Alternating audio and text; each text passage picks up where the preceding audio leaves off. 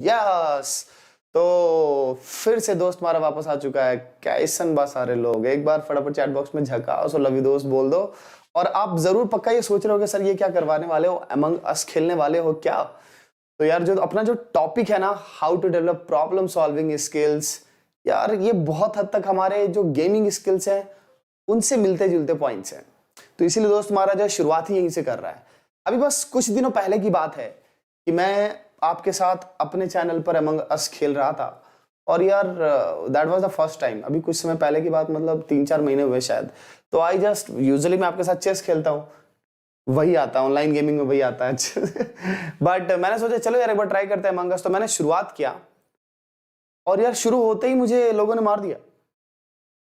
और और ये एक बार नहीं हुआ, 3 बार मैंने खोए खेलने की कोशिश की, तीनों बार लोगों ने ये काम किया। तो but I am trying to tell you is that यार देखो, हमेशा ऐसा होता है कि जब कभी भी शुरुआत करते हो किसी गेम की, तो स्टार्टिंग में आप बिल्कुल नूब होते हो, लेकिन फिर टाइम के साथ आप इजी लेवल और उसके बाद एवरेज लेवल, फिर डिफिकल्ट लेवल खेलते खेलते आप फिर प्रो होते हो। तो सबसे पहली बात मेरे दोस्तों, कभी ये ना सोचो कि आप अगर प्रॉब्लम सॉल्विंग स्किल्स डेवलप करना चाहते हो तो वो रातों रात हो जाएगी, ऐसा नहीं है।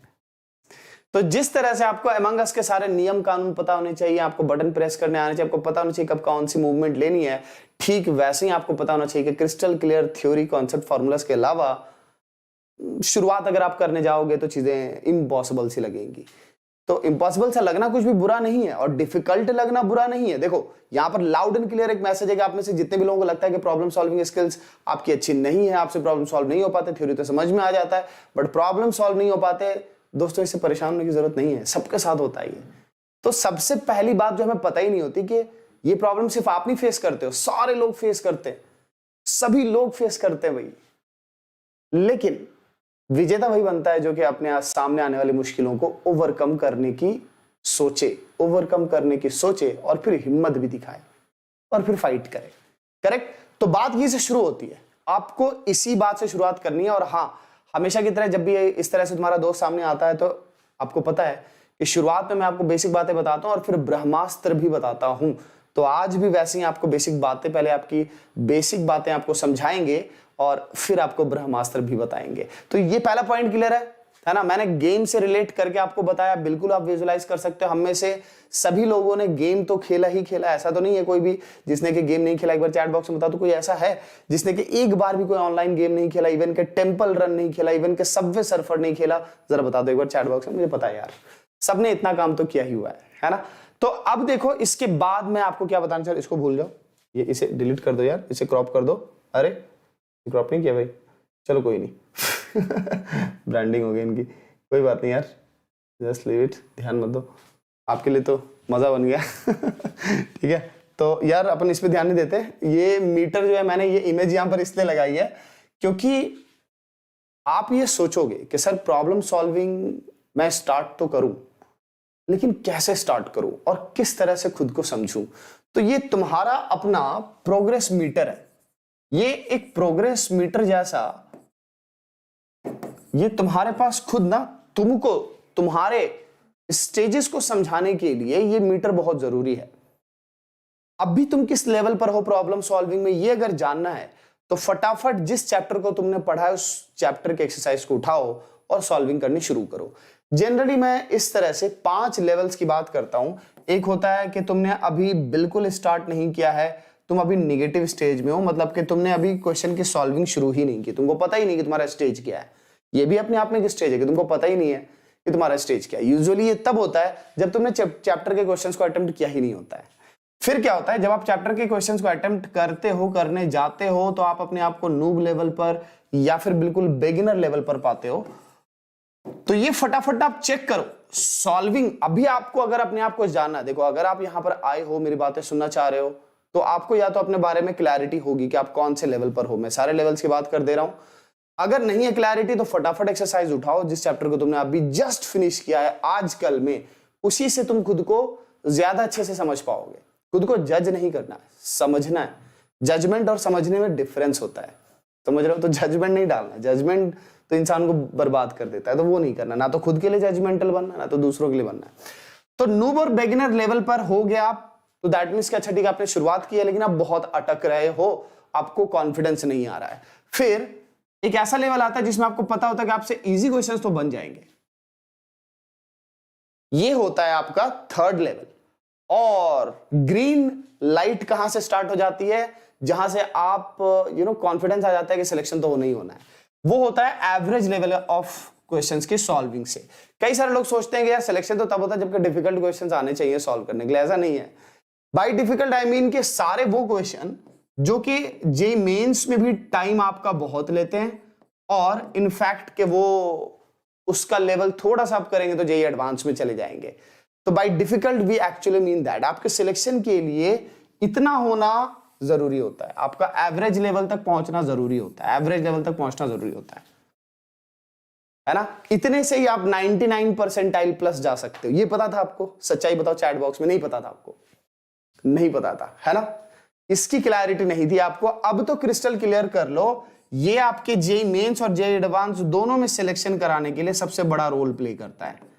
जेईई मेंस प्लस एडवांस दोनों के लिए बड़ा रोल प्ले करता है। ये नहीं एडवांस, ये मत सोचना कि एडवांस के लिए नहीं भाई, इसके बिना तुम इस स्टेज पर नहीं जा सकते, और इस स्टेज को कैच करने का मतलब ऊपर की रैंक होती है। इसको जितना बेटर बनाओगे रैंक उतनी बेटर होगी। दैट डजंट मीन कि तुम्हारा सिलेक्शन जो इससे होता है, सिलेक्शन यहां से होता है।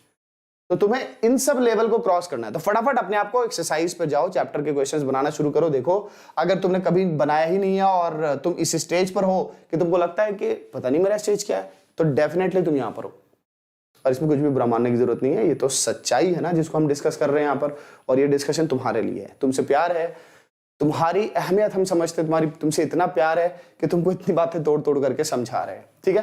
तो कुछ भी बुरा नहीं होता नेगेटिव स्टेज में होना, हम सभी होते हैं। कभी ना कभी कहा जाता है कि a winner was once a beginner who never give up.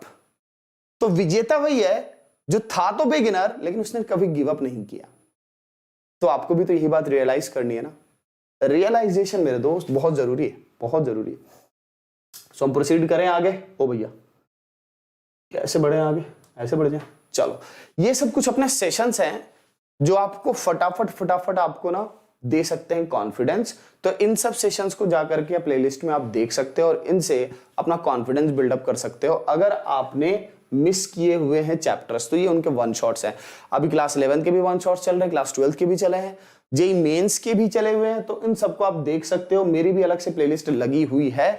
अब दोस्त तुम्हारा आता है नेक्स्ट इंपॉर्टेंट पॉइंट पर, focus on class while teacher solves problems.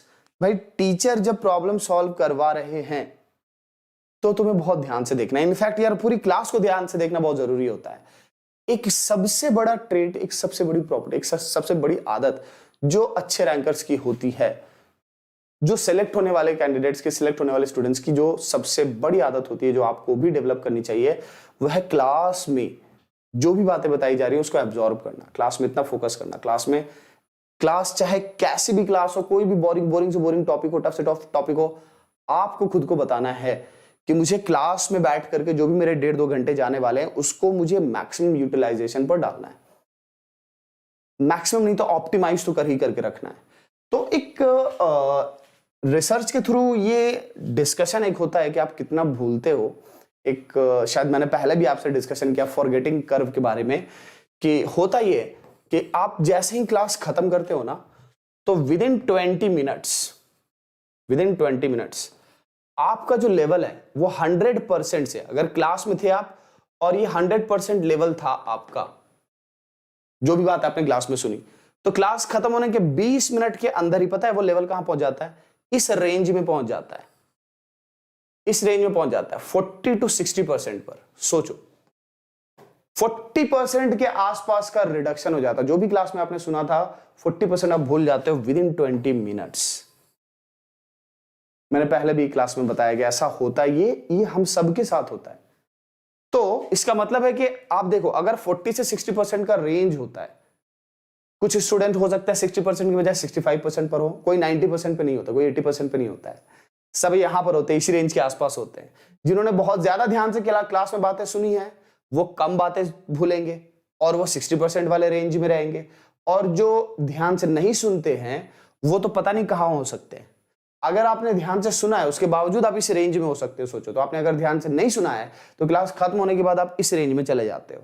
आपके दिमाग में 40% से नीचे बातें होती हैं विदिन 20 मिनट। सोचो, और फिर आफ्टर कंप्लीशन ऑफ 1 डे आप ऑलमोस्ट पता है किस रेंज में आ जाते हो, 25% वाले रेंज में आ जाते हो ऑलमोस्ट। जरा सोचो तो 25% के आसपास हो गए।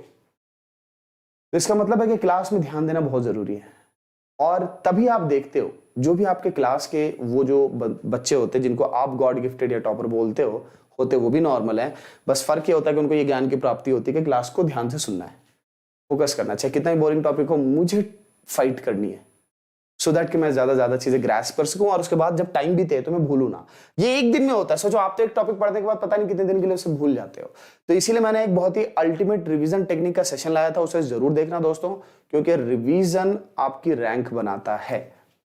ठीक है, तो क्लास पे ध्यान दो। और इसमें एक और पॉइंट है कि ध्यान दो कि टीचर ने कौन से मेथड्स बताए हैं। कई बार आपके मेथड और टीचर के मेथड में मोस्टली यही होता है कि टीचर्स के मेथड बड़े ट्रिकी होते हैं। कभी कभी आपके भी ट्रिकी निकल आते हैं, ऐसा होता है क्योंकि यार साइंस है। हो सकता है कि आपको ये ऐसे मेथड पर जाओ जिसको कि यूजुअली किसी ने पहले कभी ट्राई नहीं किया है या सोचा नहीं है। ये तो मजा है साइंस में। तो कई बार भाई मुझसे भी बेटर ट्रिक बताने की कोशिश, तरीके बताने की कोशिश करते हैं स्टूडेंट। ये चीज ज्यादातर मैथ्स में होती है, मैंने देखा है। केमिस्ट्री में कम होता है क्योंकि केमिस्ट्री ऐसी चीज है कि जिसमें कि टीचर की जरूरत स्टूडेंट को ज्यादा होती है। तो पॉइंट ये कि आप मेथड्स को देखें जरूर, और सॉल्विंग जब हो रही है क्लास में तो तरीके को देखें। जैसे मैंने भी जितने भी तरीके बताए याद करो, गैसियस स्टेट में या केमिकल इक्विलिब्रियम में या आयनिक में या थर्मो में भी जो सॉल्विंग करके दिखाई क्लास में, जो तरीके मैंने जैसे तरीके बताए उसको अगर आप ऑब्जर्व बहुत अच्छे से करते हो, एक तो आप भूलोगे कम। ये जो भी मैंने बताया फॉरगेटिंग कर्व के बारे में, भूलोगे कम। और दूसरा, आप जब क्लास की बातों को रिकॉल ज्यादा कर पाते हो ना, आपका कॉन्फिडेंस लेवल बहुत ऊपर होता है और वो आपकी प्रॉब्लम सॉल्विंग एटीट्यूड को बहुत ऊपर ले जाएगा। तो इसीलिए बहुत जरूरी है कि आप टीचर को वॉच करो, देखो ध्यान से। और अब एक कन्फेशन कर दो जरा चैट बॉक्स में कि कितने लोगों ने सच में ये काम फॉलो करने की कोशिश की। देखो जितना पॉइंट तुम्हारा दोस्त बताता है उसके लिए तुम +1 खुद को देते चले जाओ। -1 देने की जरूरत नहीं है, बट जितने पॉइंट्स बताए +1 देते जाओ, सो दैट कि at the end of the session तुमको खुद समझ में आए कि कितने पॉइंट तुमको पता थे, कितने पॉइंट नहीं थे पता, और कितनों पर काम करना बहुत जरूरी है। ठीक है, बहुत सारी बातें तुम ऑलरेडी जानते हो, तुमको बहुत सारी बातें बताई गई होंगी पहले से, बट मेरा काम है कि मैं आकर के तुमको फिर से बातों को एक जगह अरेंज करके बता दूं। कई सारी बातें तुमको नहीं भी पता होंगी, है ना, पता। और ब्रह्मास्त्र वाले सेक्शन में तो पक्का तुमको नहीं पता होंगी बातें। ठीक है, तो ये बात क्लियर है, लाउड एंड क्लियर है बिल्कुल भी। टीचर को देखो, ऑब्जर्व करो, जितने ट्रिकी अप्रोचेस बताए जाते हैं, मैंने खुद बहुत सारे अप्रोचेस बताए हैं तुमको जो बिल्कुल पता नहीं होते हैं, बुक्स में नहीं होते हैं, कोई और नहीं बता सकता क्योंकि तुम्हारे दोस्त का अपना डेवलप किया हुआ वो तरीका होता है। तो उन तरीकों को वॉच करो। ठीक है, और वो तीनों सब्जेक्ट के लिए, किसी एक सब्जेक्ट के लिए नहीं है, हर सब्जेक्ट के लिए सेम फंडा। और एक सेशन मैंने किया था ये focus on class while teacher solving problems में। तुमको अगर लग रहा है कि तुम फोकस नहीं कर पाते हो, माइंड इधर उधर डाइवर्ट होते रहता है, तो ये हाउ टू इंप्रूव फोकस का एक सेशन तुम्हारे दोस्त ने किया था, इसको जरूर देख लेना। ठीक है, नेक्स्ट एक बड़ा प्यारा सा कोटेशन मैंने यहाँ पर रखा हुआ है, stop your distractions, feed your focus. I think that कि देखो जिंदगी में कुछ भी बड़ा अचीव करना है, अपने गोल्स तक पहुंचना है, तो तुम्हें एक डर भी होना चाहिए कि गोल्स मेरे जो यार वो अधूरे रह जाएंगे, मैं पहुंच नहीं पाऊंगा, सपने अधूरे रह जाएंगे, मैं उन सपनों को पूरा नहीं कर पाऊंगा। लेकिन पैरेलली तुमको ये भी जानना है कि वो तुम्हारे अंदर वो भूख होनी चाहिए, वो डर जो तुम्हारे अंदर भूख पैदा करता है, वो जो डर होता है अपने सपनों को ना पूरा होते हुए देखने का, मेरे अंदर वही डर है। तो मैं इसीलिए नॉन स्टॉप चलना चाहता हूं। मैं जितना एक्सट्रीम हार्ड वर्क हो सकता है मुझसे उतना करने की कोशिश करता हूं। मैं हर तरह के चैलेंजेस उठाने की कोशिश करता हूं। मैं चाहता हूं कि तुम भी ठीक है यही काम करो, और देखो तुम्हारा सेल्फ कॉन्फिडेंस अलग लेवल पर होगा। तो अपने डिस्ट्रैक्शंस आइडेंटिफाई करो। वो जो मैं बोलता हूं बार बार, अकाउंटेबिलिटी, आज भी सेशन में एंड में बातें करूंगा उस पर, क्योंकि वो बहुत इंपॉर्टेंट है। मैं खुद के लिए भी ये तरीका यूज करता हूं और मुझे लगता है कि वो अनबीटेबल तरीका है। तो डिस्ट्रैक्शन से दूर रहना है, फोकस याद रखना है कि फोकस का अपोजिट है भाई डिस्ट्रैक्शन। तो तुम जब तुम्हें लगे कि तुम गोल्स के अलावा तुम दूसरी बातों पर ज्यादा फोकस कर रहे हो, रिवाइंड करो, रिकॉल करो, खुद को बताओ कि आखिर ऐसा क्यों कर रहे हो। Always remember your focus determines your reality. जो भी तुम रियलिटी में अचीव करना चाहते हो वो यार तुम्हारे फोकस का ही फंक्शन है। Reality is function of focus. Reality मतलब कि वो जो आप रियलिटी में गोल्स पाना चाहते हो। ओके, शायद समझ गए होगे आप। Next is learn the method approach shown by teacher. ये तो मैंने कवर कर ही दिया यहाँ पर कि आपको मेथड और तरीके पता होने चाहिए। अब एक बड़ा इंपॉर्टेंट कंफ्यूजन आपके माइंड में ये चलते रहता है कि यार मैं यार क्वेश्चन सॉल्व तो कर लेता हूं लेकिन अच्छे वाले क्वेश्चन सॉल्व नहीं होते हैं। मेरे दोस्त, प्रैक्टिस से चीजें होती हैं और टाइम लगता है। अगर ये इतना आसान होता तो everyone would have done that. कहते हैं ना, if it was not easy, if it was not hard, तो everyone would have done that. कोई भी कर सकता है। अगर ये टफ होता, अगर ये टफ नहीं होता तो कोई भी कर लेता ये काम। ये आसान नहीं होता है, इसमें टाइम चाहिए होता है। और जिस किसी भी काम में टाइम चाहिए होता है ना, यकीन मानो उसमें ये सब छोटी छोटी बातें बहुत बड़ी बातों के रूप में होती हैं। ये फोकस करना, सेल्फ डिसिप्लिन रखना, खुद को अकाउंटेबल बनाना, चीजों को प्रायोरिटाइज करना, ये सब बड़ी इंपॉर्टेंट चीजें हो जाती हैं। तो खुद को समझना बहुत जरूरी है। तुम याद रखो कि तुम्हारे सिलेक्शन के लिए इजी क्वेश्चंस और एवरेज क्वेश्चंस यही इंपॉर्टेंट है सबसे ज्यादा। और यार ऐसे ही चला जाता है, इजी सॉल्व करके एवरेज पर जाते हैं और फिर एवरेज के बाद हम डिफिकल्ट पर जाते हैं। जंप नहीं कर सकते। और तुम खुद को कोसो मत कि मेरे से यार इजी बन रहे हैं लेकिन एवरेज नहीं बन रहे हैं, डिफिकल्ट क्या बनेंगे। ये सब कोसने की जरूरत नहीं है भाई। उतनी देर में तुम कोशिश कर लो एवरेज क्वेश्चन पर। आइडेंटिफाई करो कि क्या तुम्हारे कॉन्सेप्ट्स क्लियर नहीं है, क्या तुमने पढ़ा ही नहीं है, पढ़ा नहीं है, कॉन्सेप्ट्स क्लियर नहीं है, या तुमने अपने अंदर डर ज्यादा भर लिया है। आखिर क्या किया है, ये पहचानो। इसको पहचानो और पहचानने में किसी की भी मदद लेनी पड़े, दोस्तों की मदद लेनी पड़े, टीचर की मदद लेनी पड़े, हेल्प लेने की पूरी कोशिश करो। नहीं होता खुद से फाइट करो, लेकिन ये पहचानो ऐसा कुछ भी नहीं है। कोई भी ऐसा स्टूडेंट नहीं होता जो उस लेवल तक वो पहुंच नहीं सकता, बट वो सिर्फ और सिर्फ अपनी गलतियों की वजह से वहां तक नहीं पहुंचता। और गलती क्या है? खुद को ना पहचान पाना, खुद को अंडर कॉन्फिडेंट कर देना, खुद को बताना कि मेरे से नहीं होगा। पहले तुम्हें अपने शब्द चेंज करने होंगे, मेरे से होगा। वो कहता है ना कि वर्ड इम्पॉसिबल भी कहता है इम्पॉसिबल। भाई वो एटीट्यूड डालो, सच में सही बात है। तुम उसी से बदलोगे, तुम उसी एटीट्यूड की वजह से बदलोगे।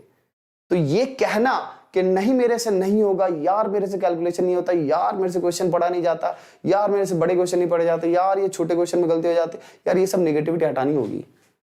तो पता है कि तुम्हें एग्जाम के दिन प्रॉब्लम सॉल्व करना है। तुम्हारी थ्योरी पढ़ लेने से या थ्योरी समझ जाने से ही क्या ही होने वाला है, अगर तुम्हारे अंदर प्रॉब्लम सॉल्विंग एटीट्यूड ही नहीं है। इसे मैं बोलता हूँ पीएसए, प्रॉब्लम सॉल्विंग एटीट्यूड। ये पीएसए मीटर तुम्हारा ना ठीक होना चाहिए। जैसा भी मैंने प्रोग्रेस मीटर बताया था, वैसे प्रॉब्लम सॉल्विंग एटीट्यूड वो तुम्हें खुद को फीड करना होगा हर दिन सुबह उठ करके, हर दिन सोने से पहले, कि मुझे थ्योरी तो क्लियर रखनी है लेकिन मुझे वो इंसान बनना है जो कि प्रॉब्लम सॉल्व करता है, सॉल्विंग करता है। सॉल्विंग एटीट्यूड मुझे लानी है। मुझे कोई भी कॉन्सेप्ट समझ में आएगा, फटाफट मैं उससे रिलेट करके क्वेश्चन सर्च करूंगा एक्सरसाइज में और सॉल्व करने की कोशिश करूंगा। ऐसे चलना है आपको, ठीक है। Now steps while solving problems, understand the problems asked. Problems जो आप सॉल्व करने जा रहे हो, पहले आपको समझना होगा कि क्वेश्चन क्या क्या रहा है, क्वेश्चन ने गिवन क्या दिया है, what is given in the question, what is asked. ये दो पार्ट में तो डिवाइड करना ही पड़ेगा क्वेश्चन को। कई बार क्वेश्चन मल्टीपल करेक्ट होते हैं, मैट्रिक्स मैच होते हैं। ये सारे अलग अलग टाइप के क्वेश्चन जो एडवांस लेवल होते हैं ना, इनको अगर सॉल्व करना है तो नो डाउट कॉन्सेप्ट भी समझ में आने चाहिए। लेकिन मेरे दोस्त, मेरी नजर में ये सारी चीजें पता है कैसे होंगी, मतलब जो अभी मैं आपसे बात कर रहा हूं कि आपके जो स्टेप्स होते हैं प्रॉब्लम सॉल्व करने के, एक तो क्वेश्चंस को समझना, क्वेश्चन में जो गिवन पार्ट है उसको समझना, और ये आपको ना अपने लिए फिक्स करना पड़ेगा कि अच्छा सर ने ये बताया था कि देखो अगर स्टेप्स लेने प्रॉब्लम सॉल्व करने के, तो पहले तो तुम्हें मेंटली खुद को बहुत स्ट्रांग बनाना है। पहले तुम्हारे अंदर प्रॉब्लम सॉल्विंग एटीट्यूड होना चाहिए। सुबह और शाम जो तुमको खुद को एक एक बार कम से कम फीड करना है, आईने के सामने खड़े होकर के, मोबाइल में रिकॉर्डिंग करके कि हाँ मैं प्रॉब्लम सॉल्विंग एटीट्यूड बढ़ाऊंगा, प्रॉब्लम सॉल्विंग एटीट्यूड बढ़ाऊंगा, प्रॉब्लम सॉल्विंग एटीट्यूड भर दूंगा खुद के अंदर। मुझे प्रॉब्लम सॉल्विंग से डर नहीं लगना चाहिए, क्योंकि यार एग्जाम के दिन तो मुझे प्रॉब्लम सॉल्व ही करने है ना। थ्योरी सीख करके क्या होने वाला अगर तुमने प्रॉब्लम सॉल्विंग एटीट्यूड नहीं डाला और फिर प्रैक्टिस नहीं की।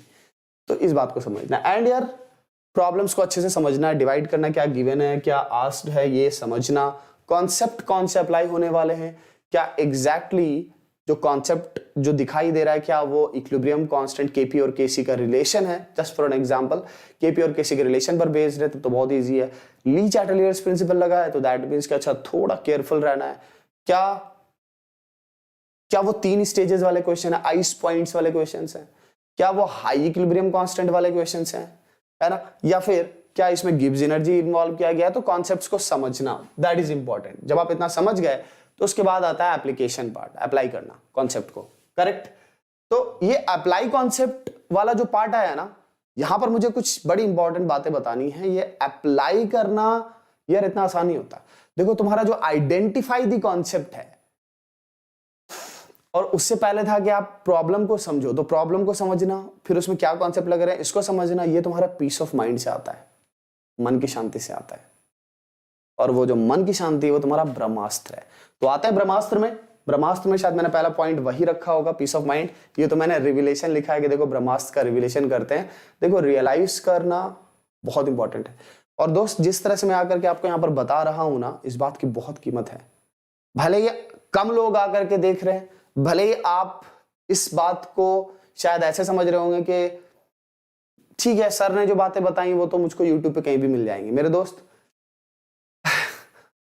आप ये याद रखो कि आपसे पहले लाखों आईआईटीएंस हुए हैं, जेई पास करने वाले लोग हुए हैं जिनको ये सब बातें नहीं पता थी। उनमें से एक मैं भी हूं।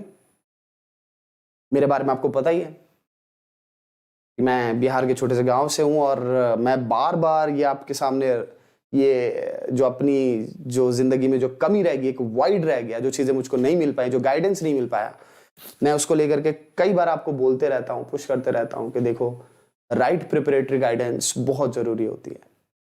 तो जब तुम्हारे सामने ना सच्चाइयां रिवील की जा रही हैं कि देखो ये प्रोसेस है, ये रास्ता है, ऐसे चलना है, इस तरह से तुम पाओगे मंजिल को, यार उसके लिए थैंकफुल होना, उसके लिए ग्रेटफुल होना है, वो ग्रैटिट्यूड रखना है, वो अपने अंदर ना वो फील जगानी है कि यार मुझे चीजें पता चली हैं, अच्छी बातें सर ने बताई हैं, अब तो मुझे कोई रोक नहीं सकता। और खुद को पॉजिटिव एनर्जी देना है, खुद को कॉन्फिडेंट बनाना, पीस ऑफ माइंड देना है, और फिर आगे बढ़ना। पीस ऑफ माइंड पर आते हैं। भाई, पीस ऑफ माइंड है क्या? पीस ऑफ माइंड ना यार, ये वो चीज है जो क्लास में बैठे हुए 2 दोस्त में से एक दोस्त को टॉप रैंक दिलाती है और एक दोस्त को पीछे रखती है रैंक में।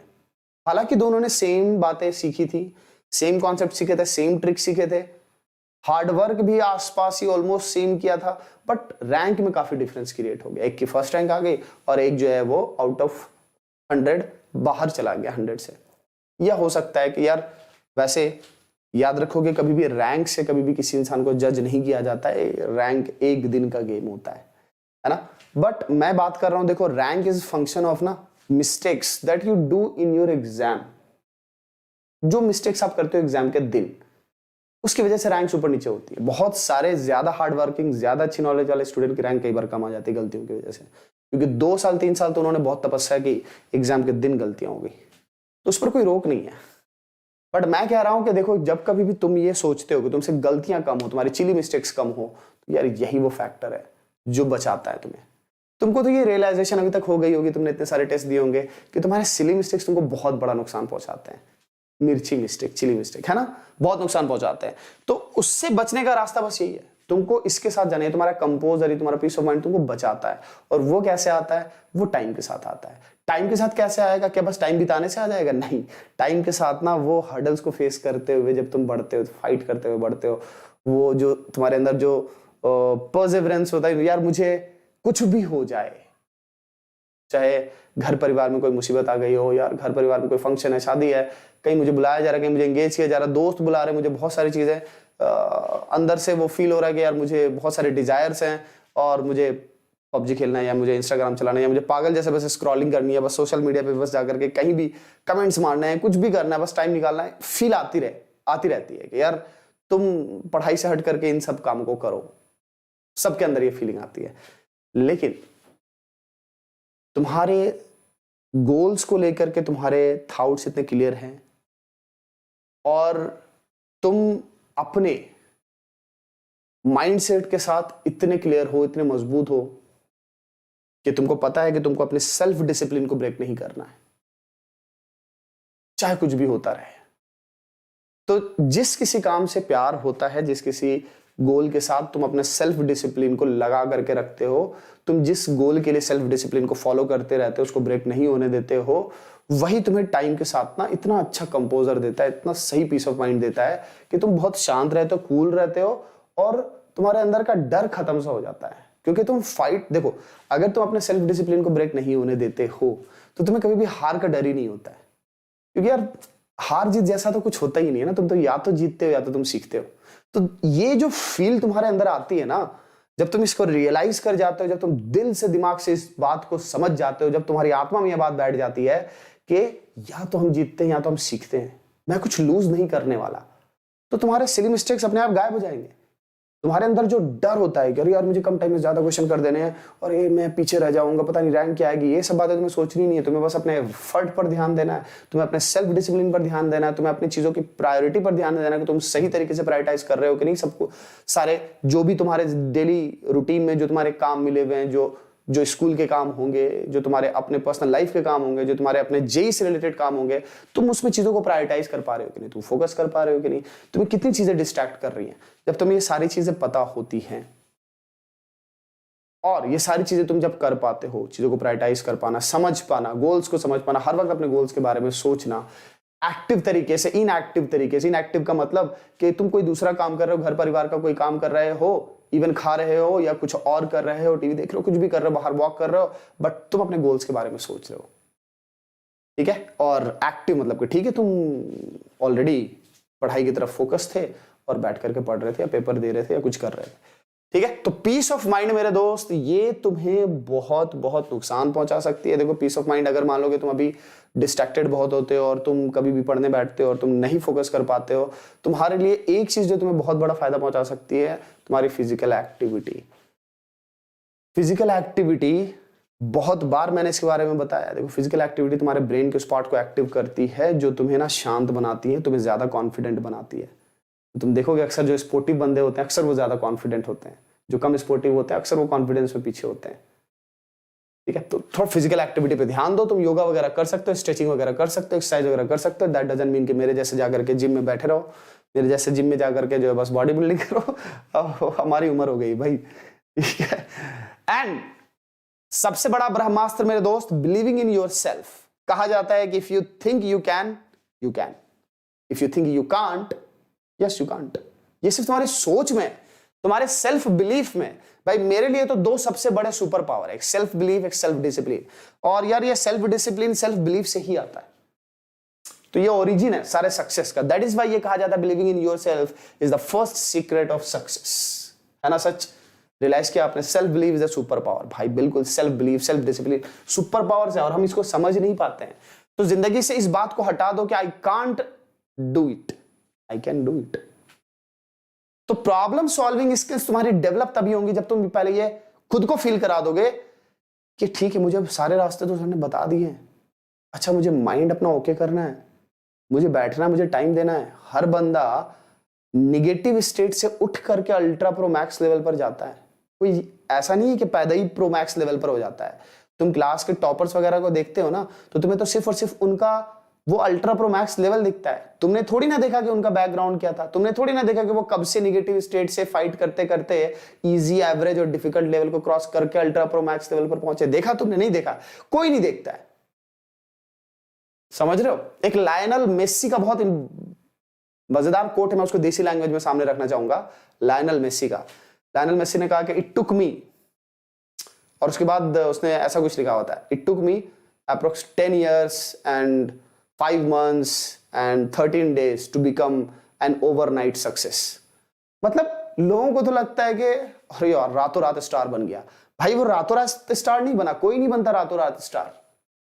वो फाइट कर रहे होते हैं। दुनिया सिर्फ और सिर्फ तुम्हारा ना सक्सेस वाला पार्ट देखती है।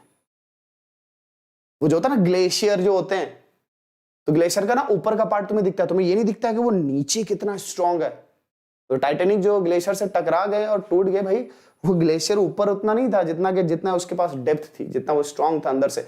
तो दुनिया, तुम, हम सभी सामने वाले की सिर्फ सक्सेस देखते हैं, उसका पीछे का हार्डवर्क नहीं देखते हैं। तो तुमको एक फील होने लगता है यार वो कितनी आसानी से ये काम कर ले रहा, मैं तो कर ही नहीं पा रहा। भाई तुम्हें ये सब नहीं सोचना है, तुम्हें सिर्फ ये सोचना है मैं भी कर सकता हूं। हम में से कोई ऐसा नहीं है जो कि कैपेबल नहीं है। सिर्फ और सिर्फ हमें गाइडेंस ही नहीं मिलती है, हमें रास्ता सही से नहीं दिखाया जाता है, हमें अपने पोटेंशियल पर यकीन करना नहीं सिखाया जाता है, तो हम बैकफुट पे चले जाते हैं और चीजें गड़बड़ कर देते हैं। और मैं वैसा होने नहीं दूंगा, दोस्त हमारा ऐसा होने नहीं देगा। इन दी एंड यार तुम्हारा रिवीजन बहुत जरूरी है। इन दी एंड क्या मतलब, बात यहां से शुरू होती है, हमारा तो ब्रह्मास्त्र भी और भी बातें हैं। तो रिवीजन यार तुम्हें वो अल्ट्रा प्रो ताकत देता है। मैंने बार बार बोला कि रिवीजन ही रैंक बनाता है। तो जैसा मैंने बताया कि तुम 20 मिनट के अंदर 50% के आसपास पहुंच जाते हो, एक दिन के अंदर तुम 25% के अंदर पहुंच जाते हो। तो मैंने अल्ट्रा प्रो रिवीजन टेक्निक्स बताई, अल्टीमेट रिवीजन टेक्निक्स, उनको देख लेना। रिवीजन रैंक बनाती है। अगर तुम रिवीजन नहीं करते हो तो तुम्हारी प्रॉब्लम सॉल्विंग एटीट्यूड को बहुत नुकसान पहुंचता है, क्योंकि तुम कॉन्फिडेंट ही नहीं होगे। और प्रॉब्लम सॉल्विंग एटीट्यूड जो है ना तुम्हारे कहां से आता है? Self believe, self discipline, confidence, तब प्रॉब्लम सॉल्विंग एटीट्यूड तुम्हारा कंप्लीट होता है। भाई ये 3 मेन कंपोनेंट्स है प्रॉब्लम सॉल्विंग एटीट्यूड के। क्या तुमने सेल्फ बिलीफ रखा है? क्या तुम सेल्फ डिसिप्लिन्ड हो, मतलब Perseverance and all, focus and all? और फाइनली क्या तुम्हारा कॉन्फिडेंस है कि तुम क्वेश्चंस अटेम्प्ट करो? तो प्रॉब्लम सॉल्विंग एटीट्यूड रहेगा। ये कंपोनेंट्स अगर प्रॉब्लम सॉल्विंग एटीट्यूड है अब, और तुमको पता है कि ठीक है तुम अटेम्प्ट कर सकते हो, तो तुम कभी घबराओगे नहीं। इजी क्वेश्चंस बनेंगे, और बनने के बाद फिर एवरेज क्वेश्चंस तंग करेंगे, तुम उनसे फाइट करोगे। वो जो फाइटिंग एटीट्यूड वहां डेवलप होगा, उससे तुम डिफिकल्ट क्वेश्चंस पर भी जाकर के उनकी सॉल्विंग कर पाओगे। करेक्ट? बिल्कुल। तो कहा जाता है कि अगर आप अभ्यास नहीं करते तो आप जीतने के काबिल नहीं है। बहुत ही कड़वा सच मेरे दोस्त, इससे बुरा नहीं मानना है, सच्चाई है वो। Don't switch to solution quickly while solving problems. भाई ये एक ऐसी बीमारी है और ब्रह्मास्त्र चल रहा है हमारा। देखो ये सब वो बातें जिसकी तरफ लोग ध्यान नहीं दिलाते हैं आपका। हमारी आदत हो जाती है आज के टाइम पर, ज्यादातर बुक्स में क्या होता है, पीछे में सॉल्यूशन होता है, तो आप सॉल्विंग कम करते हो, सॉल्यूशन ज्यादा देखते हो। देखो तुम्हें खुद को बताना होगा, अगर तुम सॉल्यूशन देख करके काम करोगे यार, तुम सॉल्यूशन देख करके तो तुम इरोडोव भी सॉल्व कर सकते हो, दुनिया की कोई भी टफ बुक सॉल्व कर सकते हो, है ना। सिर्फ और सिर्फ केमिस्ट्री क्या, मैथ्स क्या, यार कोई भी टफ से टफ क्वेश्चन होगा, सॉल्यूशन देख करके तो कौन नहीं सॉल्व कर लेगा। पॉइंट है कि तुम्हें सॉल्यूशन देखना ही नहीं है। ये याद रखो, हर वो स्टूडेंट जिसने की अच्छी रैंक बनाई, अच्छी फाइट की है, उनका एटीट्यूड ही नहीं होता सॉल्यूशन देखने का। अरे वो टीचर से पूछना पसंद नहीं करते हैं।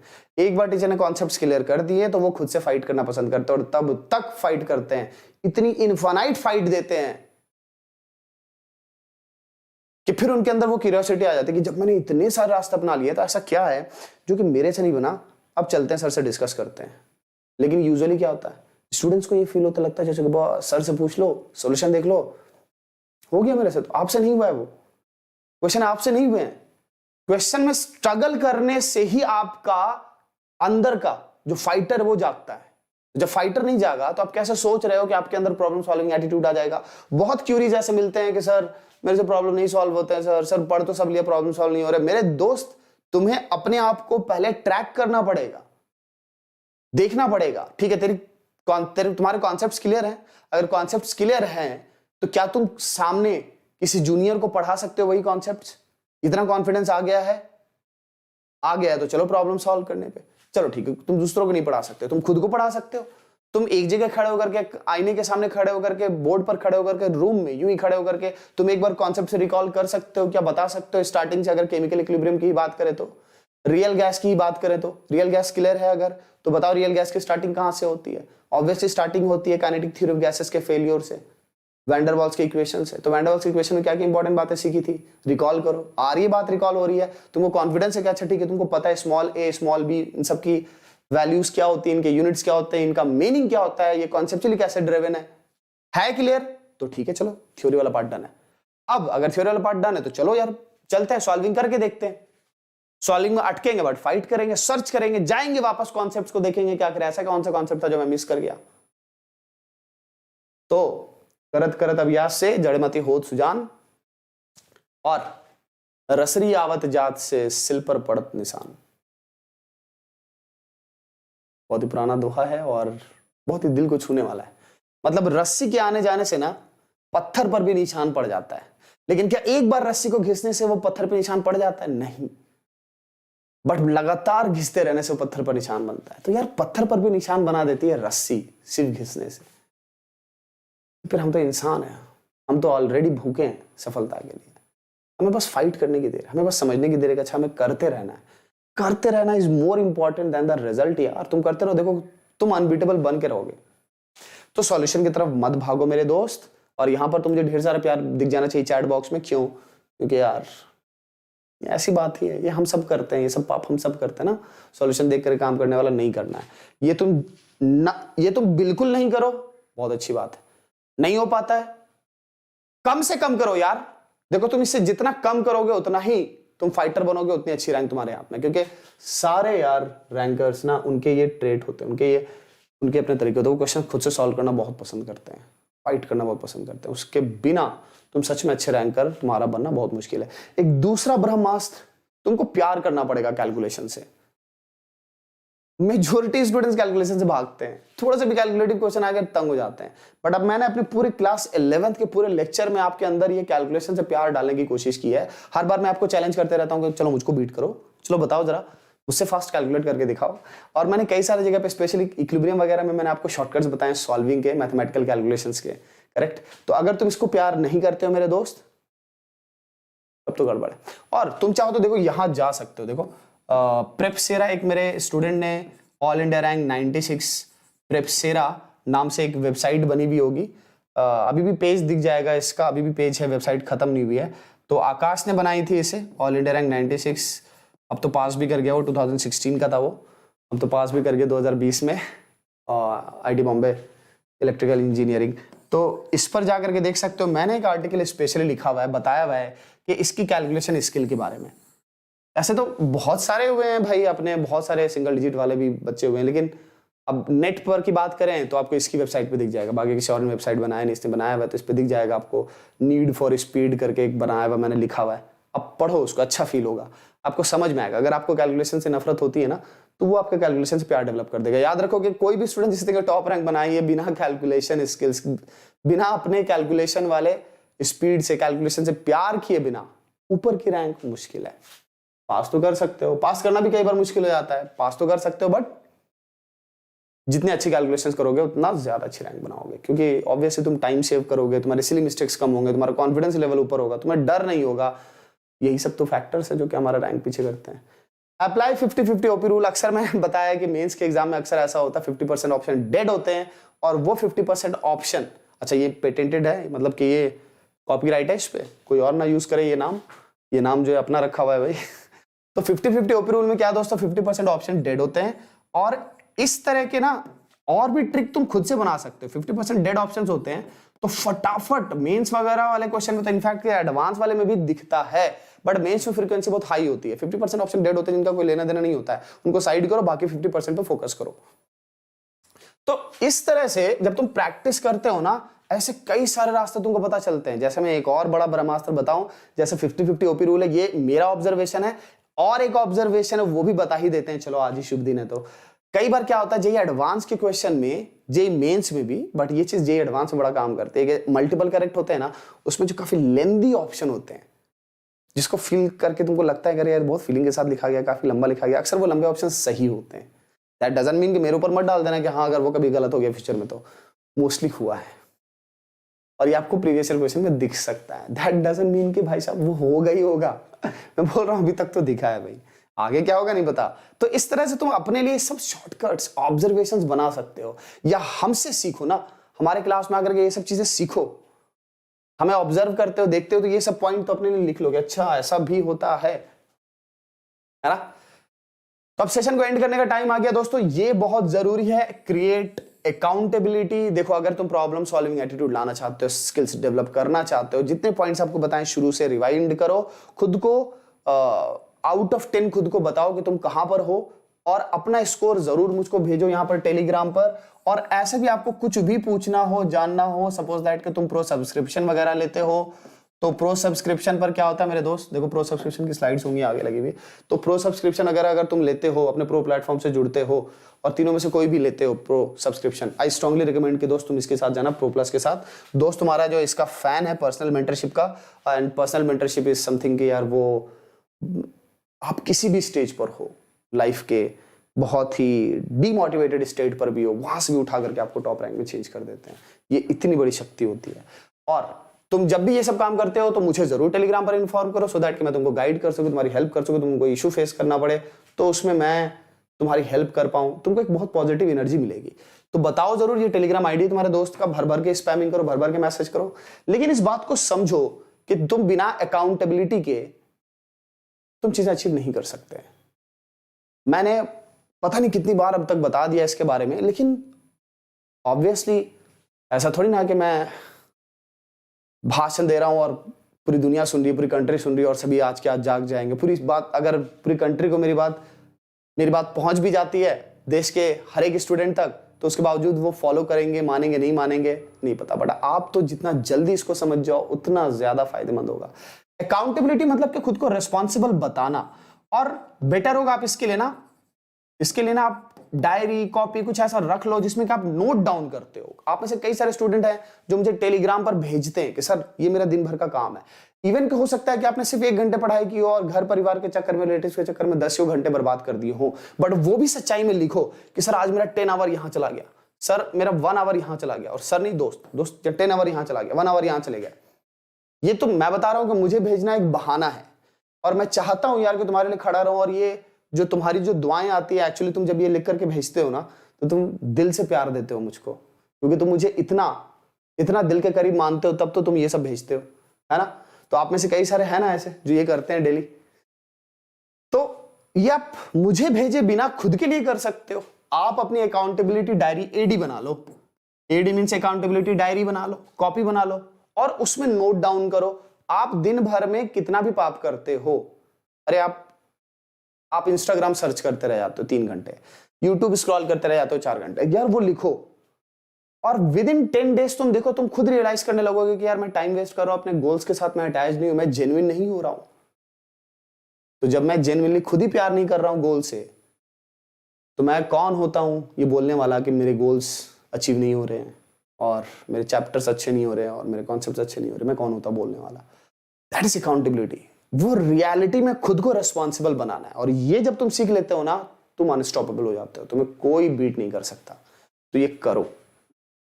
आई होप दैट सेशन में बहुत सारी बातें आपको बताई मैंने, जो आपको नहीं पता थी, अरेंज करके बताई हैं, तरीके से बताई हैं। सबको फॉलो करो और सी द चेंज।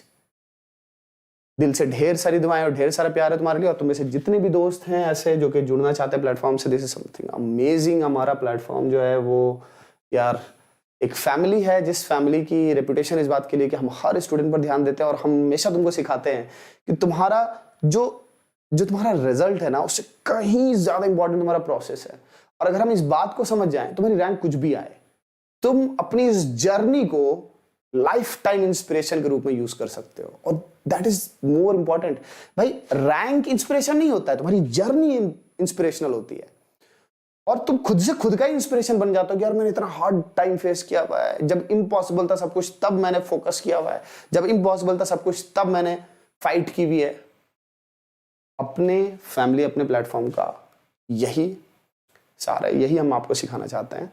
और ये जो रिजल्ट्स देख रहे हो, जो परसेंटाइल में ग्रोथ देख रहे हो, जो चेंजेस देख रहे हो, ये इसी सोच का नतीजा है। ये जो प्लेटफॉर्म है, इस पे जो ढेर सारे फीचर्स हैं, ये भी इसीलिए है, और टाइम के साथ और बेटर बना रहे हैं, सो दैट कि यार आप और कंफर्टेबल हो, टेक्नोलॉजी आपको और सपोर्ट कर पाए, सिस्टम आपको और सपोर्ट कर पाए, क्योंकि ये सिस्टम है ना, एक ऐसा सिस्टम है जिसमें कि आपको पूरा सपोर्ट करने की कोशिश है। और यार यहाँ पर जो भी सब्सक्रिप्शन के आपको अलग अलग दिख रहे हैं फॉर्म्स, इसमें से कोई भी आप ले लो, इससे रिलेटेड कुछ भी पूछना हो तो मुझसे पूछ लो, ठीक है। चलता है दोस्त हमारा, डन। सेशन को शॉर्ट रखा जाए, अच्छी बात है। अपनी बातें आप कमेंट सेक्शन में लिख देना। अभी मैं चैट को यहाँ पर नहीं ले पा रहा हूँ, क्योंकि सुबह से मैराथन के बाद जो है डाउन है, मतलब मतलब कि यू नो दैट, समझ रहे हो आप तो। बट आपको ढेर सारा प्यार, ढेर सारी दुआएं, और आप ऐसा करते हैं, आज कुछ अलग करते हैं। आप अभी आधे घंटे के अंदर, आप सेशन खत्म होने के आधे घंटे के अंदर जितने भी कमेंट्स आएंगे, दोस्त तुम्हारा सबको रिप्लाई करेगा। ऐसे तो रिप्लाई नहीं कर पाते, लेकिन रिप्लाई करते हैं, ठीक है। Done, happy. आपके यहाँ पर क्वेश्चंस नहीं ले पा रहे, लेकिन इतना कर दे रहे हैं, रिप्लाई करते। तो कमेंट सेक्शन में ढेर सारा प्यार भर दो, ढेर सारी दुआएं भर दो, और बताओ कि कौन सा पॉइंट आपको अच्छा लगा, और प्रॉमिस करो कि आप सब फॉलो करोगे। और आई होप दैट कि आप मुझे टेलीग्राम पर बताते रहोगे कि आपकी प्रॉब्लम सॉल्विंग स्किल्स डेवलप हो रही है, बढ़ रही हैं, ठीक है। चलते हैं।